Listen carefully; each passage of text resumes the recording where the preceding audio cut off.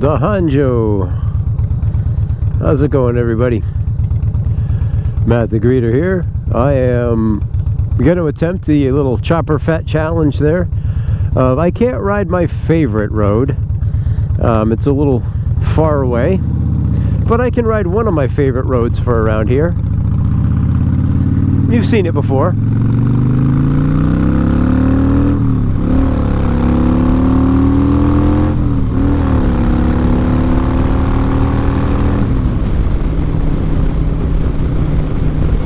And this is most definitely not it. But it's a means to an end. So this is Route 1. We are heading away from Boston. If you had turned around and headed in the other direction, you would find yourself with a good view of the skyline in the distance, not too far from here. But right now we're headed towards Gillette Stadium, home of the New England Patriots.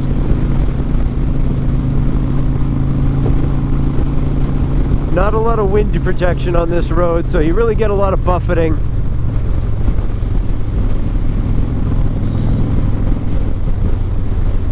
I get a lot of this too. I suppose I could pass these folks. Let's see what's going on here. There we go. I'm not sure that's a legal maneuver or not, but I could fit. And if I was a little more deft, I could have made that green arrow, but alas, here we are. And I don't know if I'm heavy enough to trip it, so I'll just sit here like a Nimrod while I wait for a heavier vehicle, probably angry at me for blowing by on the left. But that's life. That's what all the people say.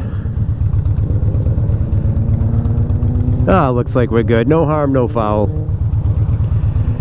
I like to keep the bike in gear on a road like this. Hey, check this out, passing us right about now. Funk Soul Brother, check it out. It's one of those new mid-engine model Corvettes. Beautiful.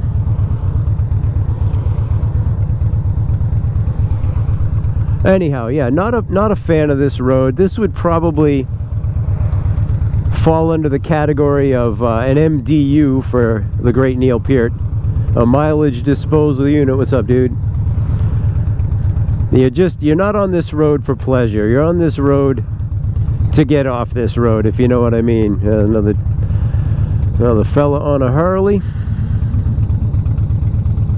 While we're waiting to get to my road of choice for the day, I will make a note that yesterday was the release of the Harley-Davidson 2022 Nightster model, which is I think it's 975cc, liquid cooled. Now, this is a pretty decent motorcycle from its you know, based on its stats and its aesthetic. So it has the small gas tank, but the gas tank's not a gas tank, folks. It's a what do they call it, a downsweep air intake. The gas tank is actually under the seat, gives it a low center of gravity. 32 inches of lean in either direction. What's up, dude? And that is a nice Sportster we just passed. Anyhow, it looks like a hugely modifiable and fun bike. That 975cc, instead of like revving it out at 5,000 RPM or so, we're going up to 9,000, something like that. So pretty cool stuff. Okay, here we go. This is a very, very gravel filled. I mean, look at this. We're gonna drive across the beach. There we go.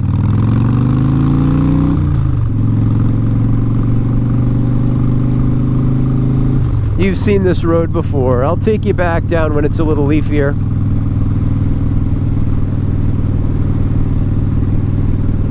A lot of sand. The occasional bicycler. I'll keep it low in the... I'm not going to rev it out much here because of stuff like that. A lot of sand on that corner. And I'll tell you one thing, while I've got a Mercedes in my rear view, or whatever that is, a Lexus or something, is the cars don't understand about the soft sand. So they'll get up on you closer than they ought to, because they don't realize. They'll wonder why you're slowing down in certain spots, and it's, you know, you don't want to surf on your bike. So it's very windy today, I'll say that as well. So if you don't know this road well, there are a lot of little turns that creep up on you. I know they don't look like much on the GoPro, but this guy is, if you were to measure it out, it would be sharper than a 90-degree turn, or about 90 degrees. Actually, you should go a little slower so you can kind of see around. It's really beautiful in here. A Moose Hill farm. You got stone walls. These were built by hand. Typically around here, it's by people who didn't need those rocks in the soil because they were trying to plant crops. So, good fences make good neighbors, as old Robert Frost admonished us. This road is beautiful. Oh, I'll point out another. If you go back in here, take a left here, park, and then walk in the woods over there, you're going to walk into a paradise. You're going to see the biggest maple tree. Well, I mean, I'm talking about, I'm just outside of Boston, where everything's been cut down and built upon. You're going to see probably the biggest maple tree you've ever seen in your entire life. And you'll say, I had no idea a maple could grow that big.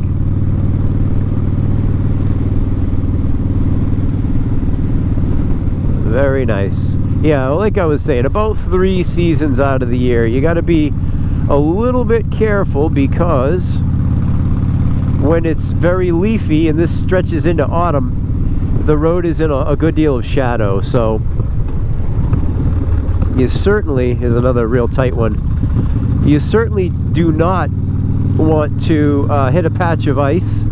I've come down here before and found the road to be quite greasy.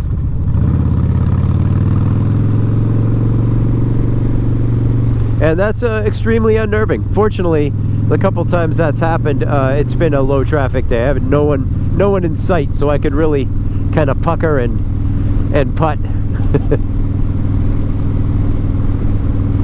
Actually, they repaved. You wouldn't know it because of the high volume of travel, but they repaved it not long ago. And when it was freshly done, it was autumn, and the pavement was still, I guess, a little slick from the process. And I got on it, and it was like a sheet of ice. And I think I found myself a different way home, because by the time I got to the end, my pupils were the size of dinner plates, and my other orifices, well, this is a family show. Alright, we're gonna just pop across this. If it wasn't for the volume of cops and the fact that there are houses right near the road, this is a nice little tight S. If you were to hit it at, say, 45 miles an hour, it would be very satisfying, very fun.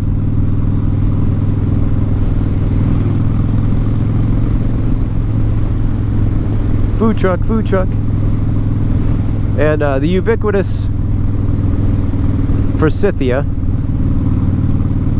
These yellow bushes are yellow for about 10 minutes, and then they're green, and they blend in with the rest of the world for the rest of the season. So that, folks, is one direction on one of my favorite roads to ride around here. And this, you would not even know this is my area. I think I've said that before. I've taken you down here before. You would not even know. How would you know that this is like close to where I live?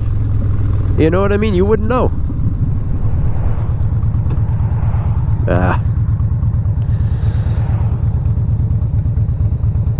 Yeah, I was trying to get away from the guy behind me because I want to give them a...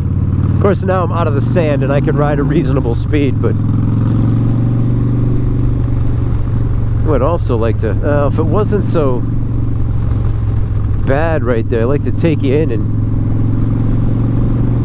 show you some stuff. But I won't do that.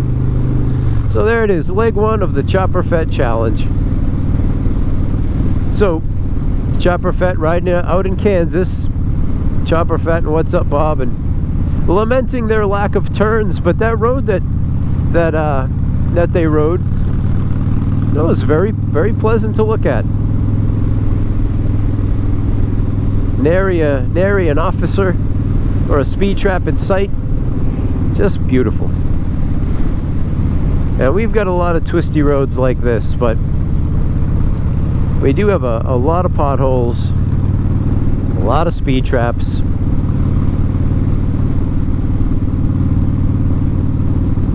And that's about the end of that. So if he wasn't right behind me, I would have banged around in any of these particular spots. Watch this. I'm going to turn around here, and I bet he pulls in behind me. Murphy's Law would dictate. Yes? No? No. All right. Coming back around again. This is for the people of the sun. Okay. I'm trying to decide how long I should keep you here, because actually this is a 25-mile-an-hour road, so let's slow down a little bit.